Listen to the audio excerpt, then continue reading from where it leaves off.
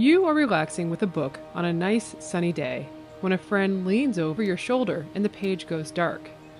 Hey, you might say, you're blocking my light. It is a familiar experience. Anytime an object blocks the light from another source, it forms a shadow. But did you know all of the places that shadows occur? We are most used to shadows of, say, people on a beach.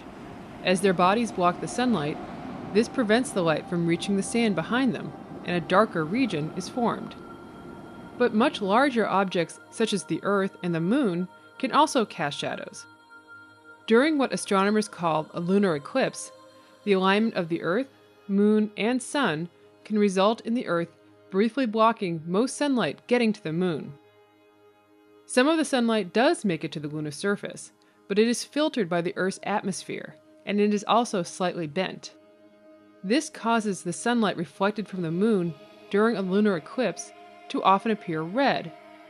The exact color of the shadow across the Moon during a lunar eclipse can depend on the amount of dust and clouds in our atmosphere. A different type of eclipse can also produce a spectacular shadow. Once again, this involves a special configuration of the Earth, Moon, and Sun. Instead of the Earth blocking light getting to the Moon passes in between the Earth and Sun. This is called a solar eclipse. When this happens, the Sun can appear to be completely blocked when viewed from a small portion of the Earth. This phenomenon is called totality, and some people travel all over the world to sit inside this shadow that lasts for just a few minutes. Shadows occur on other planets as well.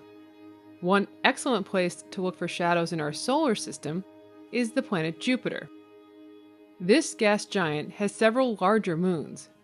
When one of the bigger moons passes in front of the face of the planet, as seen from Earth, it blocks sunlight shining onto Jupiter. This creates a shadow on the gaseous clouds that make up Jupiter's atmosphere. It's also important to note that shadows can happen with different types of light. Astronomers call what humans can see with their eyes visible light. However, there are also many other types of light, ranging from radio waves up to more energetic X-rays and gamma rays. And the nature of a shadow depends both on the object and the light that it is blocking. For example, our shadow looks different in visible light as compared to X-ray light. Bone is denser than muscle tissue and skin, so it stops more of the X-rays. Fewer X-rays make it to the region of the film that's behind the bone, creating an X-ray shadow image.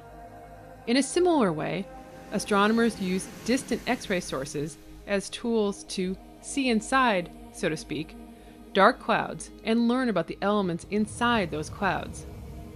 So the next time you're on the beach enjoying the sunshine, take an extra look at the shadows around you. They may be common on Earth, but shadows are also found throughout the solar system and even across the universe.